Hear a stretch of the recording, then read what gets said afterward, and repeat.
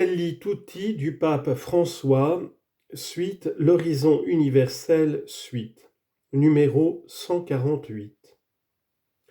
En réalité, une ouverture saine ne porte jamais atteinte à l'identité, car, en s'enrichissant avec des éléments venus d'ailleurs, une culture vivante ne copie pas ou ne reçoit pas simplement, mais intègre les nouveautés à sa façon. Cela donne naissance à une nouvelle synthèse qui profite finalement à tous, parce que la culture d'où proviennent ces apports finit par être alimentée en retour. C'est pourquoi j'ai exhorté les peuples autochtones à prendre soin de leurs racines et de leur culture ancestrale, mais j'ai tenu à clarifier que mon intention n'est pas de proposer un indigénisme complètement fermé, anhistorique, figé, qui se refuserait à toute forme de métissage, puisque la propre identité culturelle s'approfondit et s'enrichit dans le dialogue avec les différences, et le moyen authentique de la conserver n'est pas un isolement qui appauvrit. Le monde croît et se remplit d'une beauté nouvelle grâce à des synthèses successives qui se créent entre des cultures ouvertes en dehors de toute imposition culturelle. Pour stimuler une saine relation entre l'amour de la patrie et l'intégration cordiale dans l'humanité vue dans sa totalité, il est bon de rappeler que la communauté mondiale n'est pas le résultat de la somme des pays distincts, mais la communion même qui existe entre eux, l'inclusion mutuelle qui est antérieure à l'apparition de tout groupe particulier. Chaque groupe humain s'intègre dans ce réseau de communion universelle qui trouve là sa beauté. De ce fait, chaque personne qui naît dans un contexte déterminé sait qu'elle appartient à une famille plus grande sans laquelle il est impossible de se comprendre pleinement. Cette approche suppose en définitive qu'on accepte sans réserve qu'aucun peuple, tout comme aucune culture ou personne, ne peut tout obtenir de lui-même. Les autres sont constitutivement nécessaires pour la construction d'une vie épanouie.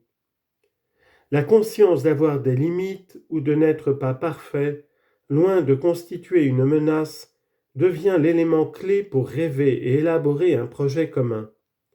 Car l'homme est tout autant l'être frontière qui n'a pas de frontières.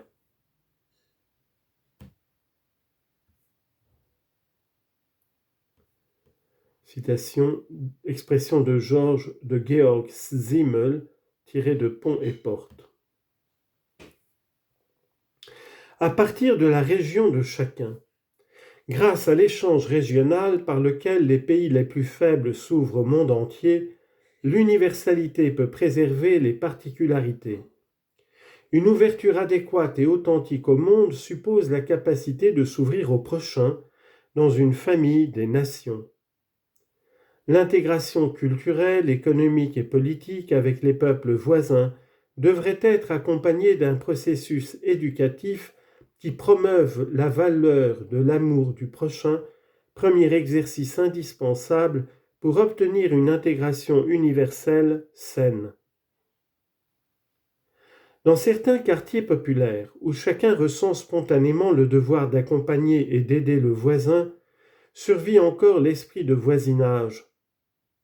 Dans ces endroits qui préservent ces valeurs communautaires, on entretient des relations de proximité caractérisées par la gratuité, la solidarité et la réciprocité à partir du sens d'un nous de quartier.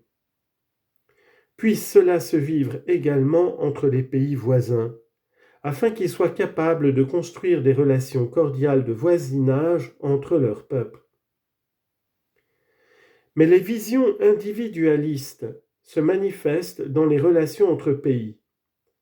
Le danger de vivre en se méfiant les uns des autres, en considérant les autres comme de dangereux concurrents ou ennemis, en vient à affecter les relations entre les peuples d'une même région. Peut-être avons-nous été éduqués dans cette peur et dans cette méfiance.